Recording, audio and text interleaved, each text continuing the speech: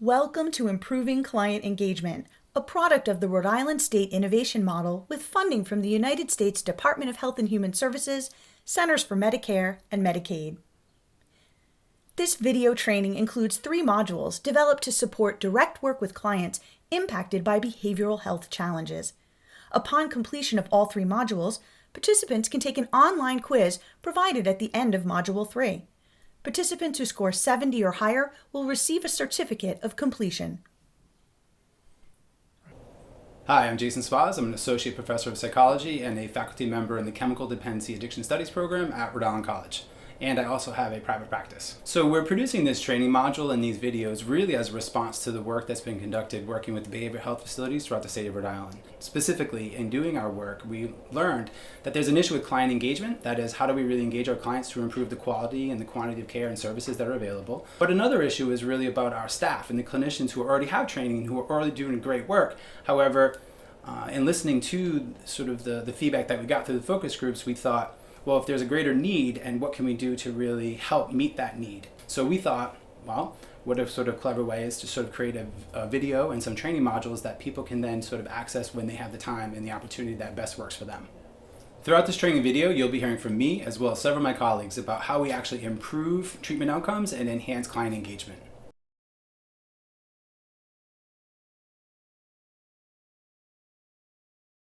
Working in the behavioral health field can be a deeply rewarding experience, particularly when the opportunity to work with clients to help them achieve their goals. This is probably most gratifying and exciting really when we help them accelerate through the stages of change, so where they get from unproblematic or unhealthy behaviors to really when they initiate change and they develop new and healthier ways to improve their wellness and well-being.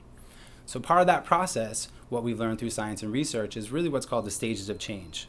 So the stages of change, as we refer to it, really falls under what we call the Transtheoretical Model, or TTM for short. So the stages of change basically looks at how people and their readiness and their willingness to make a behavior change at any particular time. Module 1. Transtheoretical Model, or TTM, Understanding Client Readiness to Change. Learning Objectives. After completing Module 1, you'll be able to build an awareness of the Transtheoretical Model as a tool for initiating and maintaining behavior change. You'll be able to define the TTM's 6 stages of change and demonstrate an ability to connect a client's thinking and behavior to one of the 6 stages of change as a tool to inform your practice. What is the Transtheoretical Model, TTM? Doing direct care work with clients around behavioral health challenges can be rewarding, especially when we understand where our clients are in the change process. We can also experience frustration when clients have setbacks and revert to old behaviors and habits.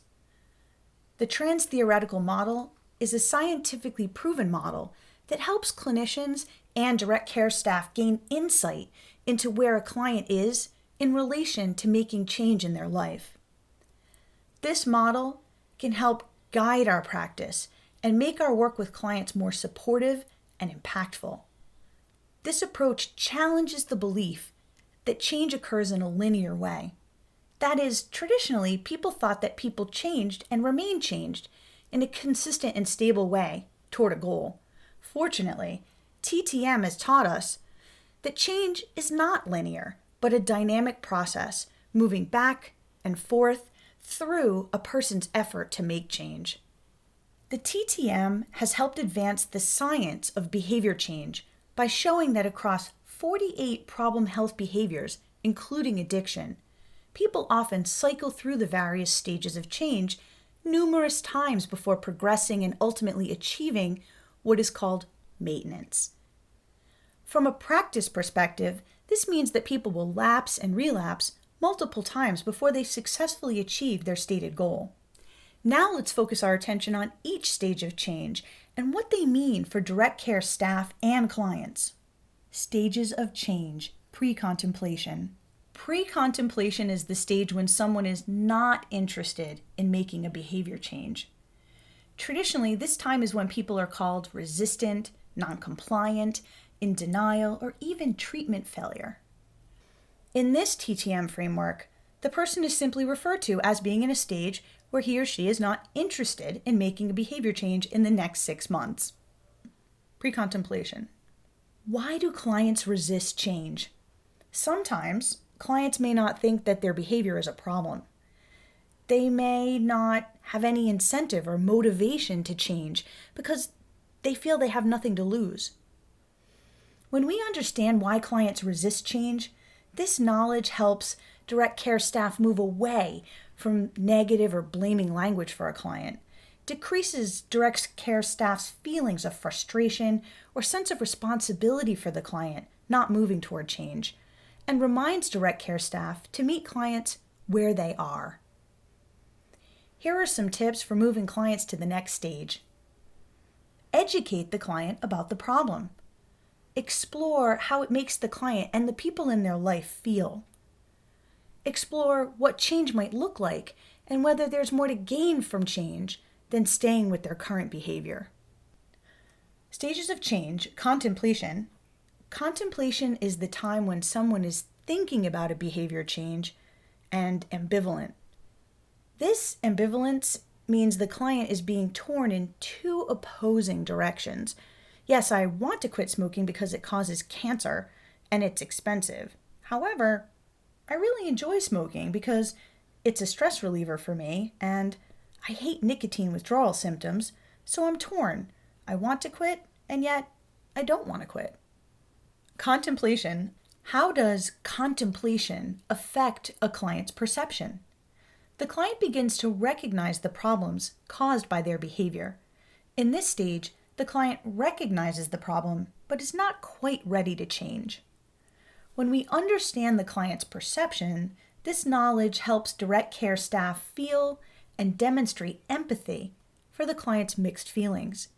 It decreases power struggles between the direct care staff and the client because the staff recognizes and respects the client's stage of change.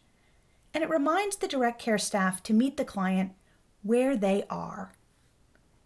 Here are some tips for moving clients to the next stage. Explore advantages and disadvantages of change. Explore what success looks like and how it feels. Explore and anticipate potential barriers. Explore and reinforce supports. Stages of change. Preparation. Preparation is when someone sets a specific quit date, tells family and friends that he or she is making a change. For example, a person planning to quit smoking might do a clean sweep of cigarettes or buy nicotine replacement therapy to help them quit. The client mentally and physically prepares their environment for a behavior change. Preparation. How does preparation motivate the client to change? The client recognizes the problem and its impact on their own and others' lives. The client begins to make preparations to support changing the problem behavior. When we understand what motivates the clients, this knowledge reminds direct care staff to look to the client for cues and direction to inform the client's care plan. It guides the relationship between the direct care staff and the client to focus on moving toward change with support and monitoring. Here are some tips for moving clients to the next stage. Allow the client to lead the process and follow the client's lead. Provide guidance on coping skills and strategies. Be proactive. Create a plan for moving toward change. Help the client tap into their strengths and ability to change and build their confidence. Action. How does the action stage move the client closer to change? By consciously and intentionally, the client begins making changes. This change behavior is reinforced by the attention and support of other people.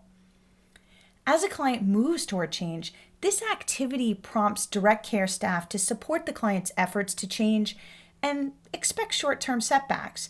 They anticipate the client's enthusiasm at starting the change and prepares for those setbacks and offers ongoing support for both change and setbacks. Here are some tips on moving clients to the next stage.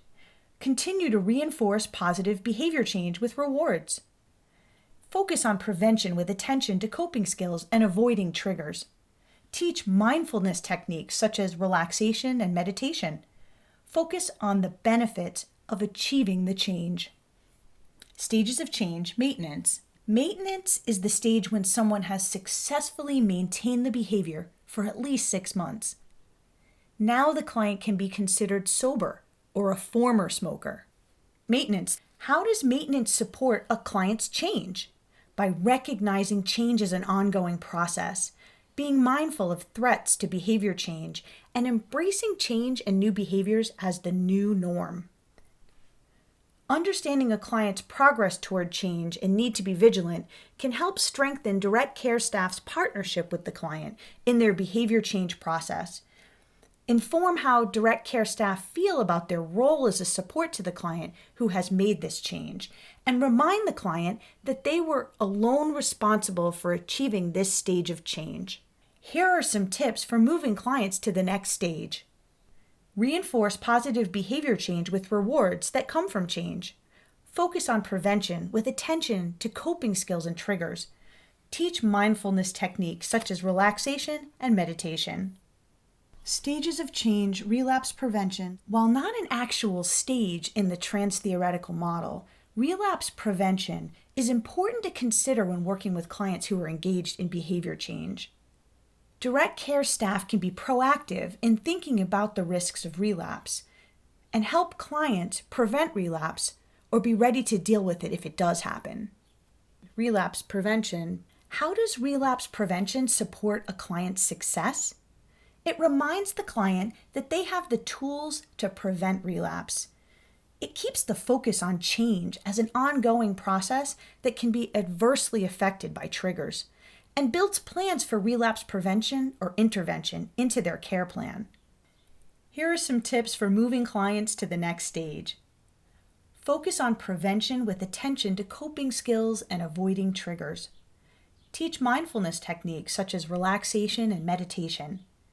Focus on the benefits of achieving the change, and create an action plan with the client that emphasizes prevention of relapse as well as the occurrences of relapse as an opportunity to reconnect with support and to rework the stages of change. They did it once, they can do it again. Hi, I'm Mike, an experienced community health worker and HIV intervention supervisor. I use the Transtheoretical Model of change, or as we commonly refer to it as stages of change, in my practice to help influence positive behavior change for the clients I serve. In the first 3 stages of change, pre-contemplation, contemplation, and preparation, this is often the first time a client I'm working with has engaged in trying to make positive, healthy choices for this behavior. I use motivational interviewing to help move each client from one stage to the next. In the field, as the clients you're working with are committed to change, you'll find them in the action, maintenance, and prevention of relapse phases. In these phases is where you can continue to use motivational interviewing to help continue to meet clients where they are and influence more strength and self-determination for following through with these plans that you've been working on them with. This is something that's important to remember at this stage, to be understanding that change is a cycle and not a race. So as people go around these stages of change, being able to address with fresh eyes every time you engage with your clients is a really important step to finding success. Module 1, Exercise. Turn to page 27 in your participant manual to complete the practice exercise. The exercise uses scenarios to allow participants to practice identifying the stages of change for the clients in each of the 6 scenarios. Answers to this exercise can be found on page 37 in your participant manual. Wrap up. This word cloud captures all of the terms that we've learned in Module 1. Now that you've completed this, you can consider the Transtheoretical Model in your work with clients as they work to change their behavior. You can reflect on the 6 stages of change and understand your client's readiness to change and guide your practice. What's next? To learn the skills that support clients across the Transtheoretical Model stages of change, watch Module 2, Motivational Interviewing, MI, Strategies for Engaging Clients in Change.